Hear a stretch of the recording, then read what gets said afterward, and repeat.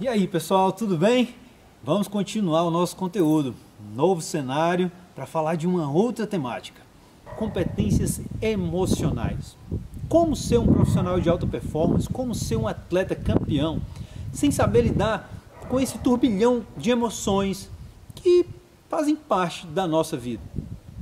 Dor, raiva, frustração, angústia, ansiedade, medo. Tudo isso faz parte da vida de um atleta e faz parte da sua vida também. Como lidar com tudo isso? A primeira estratégia para você vencer essa barreira de lidar com as emoções é desenvolver o seu senso de certeza. Acreditar na vitória.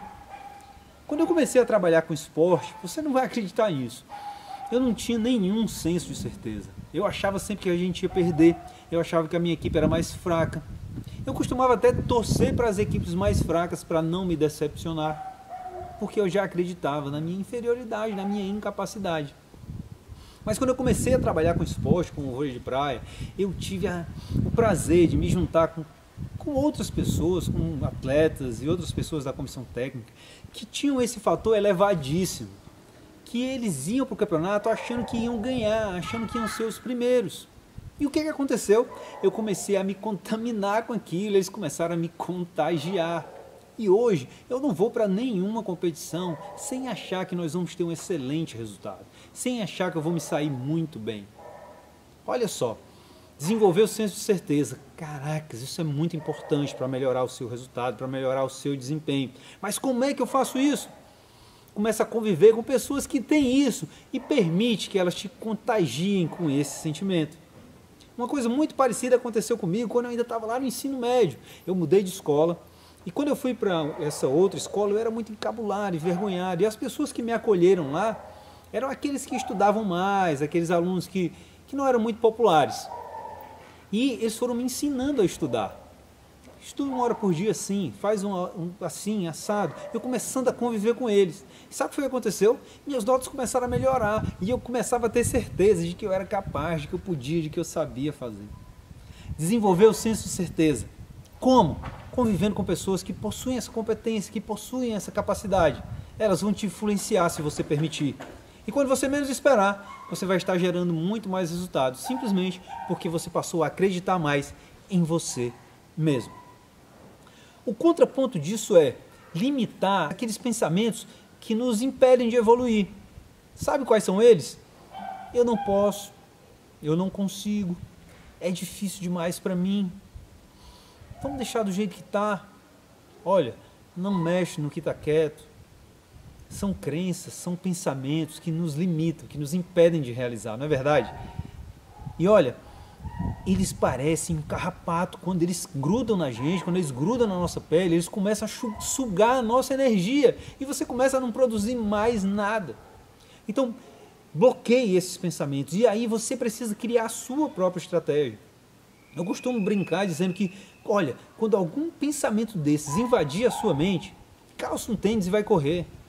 Liga para um amigo, escuta uma música, faz alguma coisa, mas não deixa esse carrapato grudar na tua pele, não deixa esse carrapato sugar a tua energia. Ele é um fator limitador do teu desempenho, ele te impede de crescer, ele te impede de brilhar. Senso de certeza, crenças limitantes. Quando eu não tenho isso, ou permito que essas crenças se instalem, o que vai acontecer? A minha capacidade criativa é bloqueada, ela simplesmente desaparece. Eu começo a não enxergar mais outras possibilidades. Emocionalmente eu fui destruído. Como é que isso se processa na minha mente? Eu começo a ativar dois sentimentos que são altamente tóxicos. O primeiro deles é a culpa. A culpa me leva lá para o passado. Eu começo a me lembrar de coisas que aconteceram antes. E aí começa a vir na minha mente o seguinte: nós perdemos aquele jogo porque eu ataquei aquela bola para fora. Nós não fechamos aquele contrato porque eu não tive habilidade de conduzir a negociação. Nós não conseguimos realizar tudo o que nós gostaríamos porque eu não me preparei o suficiente para aquilo. E aquela culpa toma conta do meu corpo. É como se... Eu tenho certeza que à medida que eu estou falando aqui, você já pode sentir o teu corpo mais pesado. De uma outra forma, você também fica paralisado. A culpa ela te paralisa, ela te acorrenta. Mas um outro sentimento que é altamente tóxico, que é paralisante, é o medo. O medo te acorrenta com as correntes do futuro. E se não der certo? E se eu errar? E se eu atacar aquela bola para fora? O que eu vou dizer no final do jogo? Como eu vou me justificar? Como eu vou me explicar? E aí eu sobrecarrego o meu corpo com uma onda de ansiedade, preocupado com alguma coisa que nem aconteceu ainda. Então, o baixo senso de certeza e o elevado índice de crenças limitantes deflagram esse mecanismo. As correntes da culpa que te aprisionam lá no passado com uma coisa que já aconteceu, que você não pode mais mudar. E o medo que te prende com as correntes do futuro, algo que nem aconteceu ainda, que só existe na sua mente, que não é material, que não é real. E você começa a colocar muita energia naquilo. Culpa e medo podam a nossa capacidade criativa, podam a nossa capacidade de realização. Como administrar melhor isso? Ficando perto de pessoas que vão te fazer evoluir, que vão te fazer acreditar que você é capaz, desenvolvendo crenças de identidade, capacidade e merecimento, que é o que nós vamos falar já já, e bloqueando essas crenças limitantes. Para quê? Para que culpa e medo fiquem bem administrados e não te paralisem, não interfiram na tua capacidade de criar, na tua capacidade de realizar. Existem 3 crenças que determinam o nosso desempenho do ponto de vista emocional. A primeira delas é a crença de identidade. Quem eu sou? E aí, muitas pessoas não conseguem se definir. E fala um pouco quem é você. E elas começam a falar dos resultados, elas começam a falar do que elas acreditam. Quando eu não reconheço quem eu sou, eu não sei aonde eu posso chegar. E aí entra em cena um outro pensamento que é muito importante, que é a minha crença de capacidade. O que eu sou capaz de realizar? O que eu já fiz? O que é que está ao meu alcance? O que eu tenho realmente competência para fazer? E por último vem a crença de merecimento. O quanto eu mereço realmente estar lá, o quanto eu me dediquei para conquistar aquela meta, o quanto eu me dediquei para conseguir atingir aquele nível. Então são 3 modelos mentais que orientam o nosso comportamento, que determinam a nossa maneira de agir. Estar equilibrado emocionalmente, desenvolver uma competência emocional é investir no autoconhecimento, conhecer quem você é. E aí o simples fato de olhar para o espelho e repetir para você várias vezes quem você é, já parece ser uma outra pessoa fazendo isso e ativa áreas do teu cérebro relacionadas ao autoconhecimento e fortalece assim o teu nível de identidade. Ou quem sabe, falar para um amigo ou falar para um familiar seu, vem cá, senta aqui um pouquinho comigo, eu preciso fazer um exercício. Simplesmente me escuta, deixa eu falar para você quem eu sou. Eu preciso me sentir essa pessoa. Eu preciso incorporar essa identidade. A estratégia para desenvolver a sua crença de capacidade é colocar metas atingíveis, metas um pouco menores. Quando você sente que está conquistando, que está avançando, isso é muito comum no processo de emagrecimento, por exemplo. Quando eu coloco metas para cada 15 dias ou para cada mês, metas das quais eu vou cumprindo, vai aumentando a minha sensação de capacidade. Eu me sinto mais empoderado. É como se eu tivesse mais energia, mais competência para realizar aquela tarefa. Ao desenvolver a minha crença de capacidade, aumenta a minha capacidade de realização automaticamente, porque eu me sinto detentor de mais competências, de mais ferramentas, de mais instrumentos para conseguir concluir aquela tarefa, de conseguir realizar aquela meta.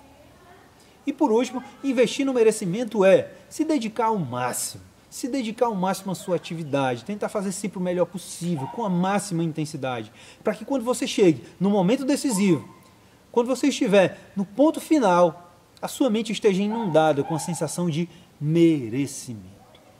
Não que o outro tenha treinado mais que você, não que um outro profissional, seu concorrente, seja mais capacitado que você. O que você precisa sentir nesse momento é o poder que vem da sensação de ter construído um caminho, de ter construído um processo até chegar ali. Você não chegou lá por acaso, você chegou lá porque você sabe quem você é, você tem as competências para realizar e porque você precisa se sentir merecedor. É o último passo, é o gol, é a última bola. Esse é o meu lugar, eu mereço estar aqui. Como eu construo isso? Me dedicando ao máximo, colocando máxima energia, máxima intensidade, para quando que o momento final chegue, quando você estiver com a bola, você tiver que decidir, você sentir, eu fiz tudo que era possível para estar aqui. Estar equilibrado emocionalmente é saber quem você é, deter capacidades necessárias para realizar sua grande meta E quando chegar no momento decisivo, se sentir merecedor, sentir o prazer de ter construído todo aquele caminho. Como é que eu faço isso? Conversa com as pessoas, fala sobre você mesmo, exercita isso para que você se auto-reconheça. Coloca metas progressivas. Para quê? Para que o seu senso de capacidade vá aumentando de acordo com o evoluir do processo. E por último, coloca energia em cada treino, em cada atividade. Para quê? Para que quando chegue o momento final, você se sinta merecedor de estar ali. E entenda que falhas vão acontecer, não só no seu processo de preparação, mas no processo de preparação de qualquer pessoa. Mas você fez o que era possível. Você deu o seu melhor. Você merece estar lá. Você merece ser campeão, você merece ser vencedor. Eu já te dei algumas opções para bloquear a culpa e bloquear o medo. Mas a verdade é que a maioria das nossas decisões são baseadas nas nossas emoções. O que governa o meu cérebro é o que eu sinto. E aí então vem o meu padrão de pensamento. Quer ver como é que isso acontece? É mais ou menos assim, quando você quer muito alguma coisa, quando o teu sentimento funciona a favor da realização daquilo, você começa a criar justificativas e a explicar para você mesmo que aquilo é realmente importante. Isso acontece muito, eu nem gosto de dar esse exemplo. Quando um casal quer se separar, por exemplo, o marido ele sente que não gosta mais, emocionalmente ele não está feliz naquele ambiente. E quando ele vai conversar com um amigo, sabe o que ele diz? Eu não aguento mais, acontece isso, acontece aquilo. E ele vai encontrando milhares de justificativas para tomar aquela decisão. Uma decisão que é emocional. E ele tenta justificar do ponto de vista da racionalidade, para que ali ele tenha uma capacidade de realizar aquilo sem culpa. Oliveira, entendi. Quer dizer então que a maioria das minhas decisões, dos meus comportamentos, são baseados nas minhas emoções. E a partir do momento que eu me sinto, eu começo a criar um modelo de pensamento que venha referendar aquilo. Caraca, isso é muito importante. Mas e aí, como é que eu faço então para não ser vítima das minhas emoções, para não ser assaltado por elas? Aí você precisa seguir o caminho inverso. O que eu comunico, como eu me comporto, altera as minhas sensações. Deixa eu te falar uma coisinha sobre o medo, um estudo muito interessante. O pesquisador pegou um grupo de pessoas e a tarefa era que elas teriam que falar em público. E esse é um medo que muitas pessoas têm, se apresentar publicamente. E ele fez o seguinte, olha, nós vamos dividir em 3 grupos, vocês vão falar durante 10 minutos sobre a temática que vocês quiserem para um público de pessoas desconhecidas. O primeiro grupo, ele disse o seguinte, olha, vocês não vão simplesmente ir lá e vão falar. Um deles, ele disse o seguinte, olha, calma, não tem problema, se tranquiliza, vai ficar tudo bem.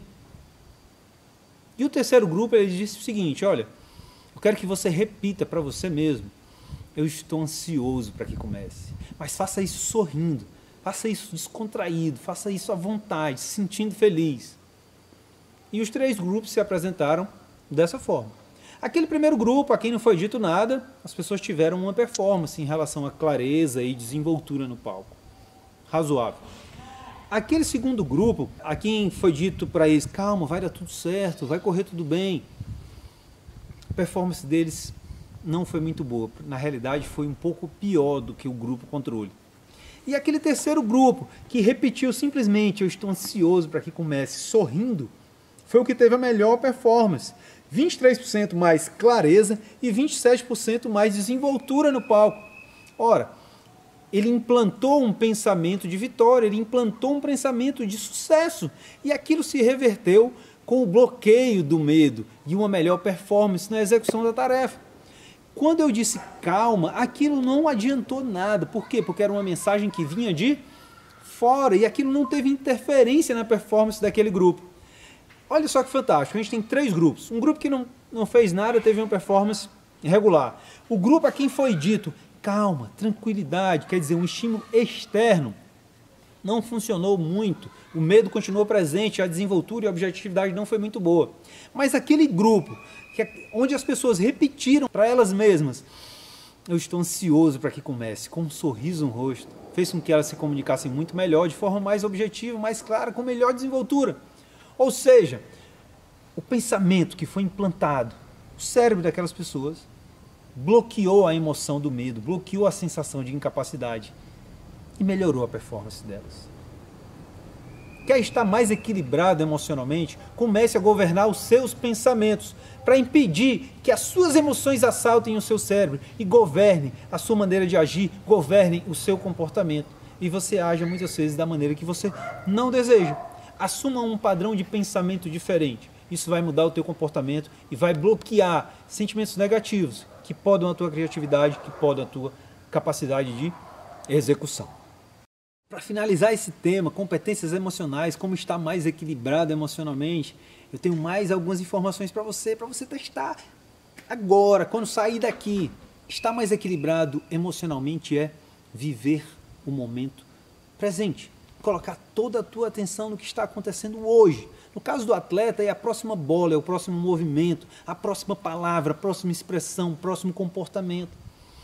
Quando eu mantenho a minha atenção voltada para o presente, eu impeço a sensação do medo que provoca ansiedade e a culpa que me leva para o passado de impedirem o meu desenvolvimento.